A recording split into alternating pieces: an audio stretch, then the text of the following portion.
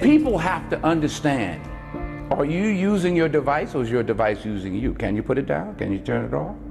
If you don't read the newspaper, you're uninformed. If you do read it, you're misinformed. So what do you do? That's a great question. What is the long-term effect of too much information? One of the effects is the need to be first, not even to be true anymore. So what a responsibility you all have to tell the truth, not just to be first, but to tell the truth. We live in a society now where it's just first. Who cares? Get it out there. We don't care who it hurts. We don't care who we destroy. We don't care if it's true. Just say it, sell it. My biggest concern is the unfettered access to social media and cell phones, quite frankly, because there's a biology to these things that are as addictive as alcohol, nicotine, and gambling. Right now, a family is out to dinner at a restaurant, not enjoying each other's company, but each staring into the screen of their choice, completely ignoring the family members. And this is mom, dad, and the children all doing the same thing while they continue to eat. They did it the entire meal. Right now, an infant is getting their first iPhone and learning to tap and swipe all while drooling on it. 92% of 2-year-olds play video games because that is what parents are putting in front of their precious children to keep them entertained and quiet. This is your life now.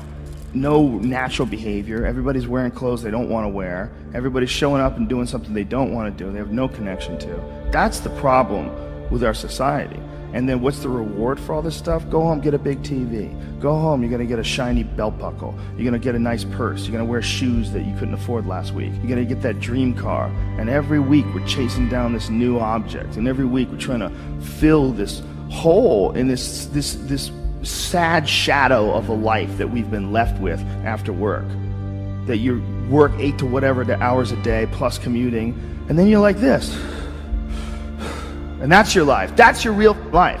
All that other stuff is not your life anymore. All that other stuff is work. And most of us have committed to that. I know you've been there before, and I've been there before. And we understand that it's a trap because we got out of it. But for the people that are in it, a lot of times they don't even understand it's a trap. They just think it's a good job.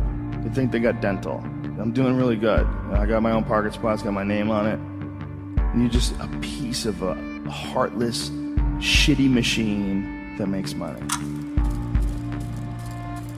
All these kids that are graduating college with these $80,000 degrees that can't even work at Starbucks.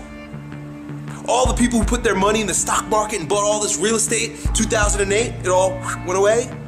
Don't let anybody fool you into believing that there's a guarantee, that there's a safe way. The well-trodden path is the scariest way in my opinion, right? Because then you just spent the last 80 years of your life doing everything that everybody else told you to do, and you never really lived or produced anything unique. If everybody's going this way, go that way.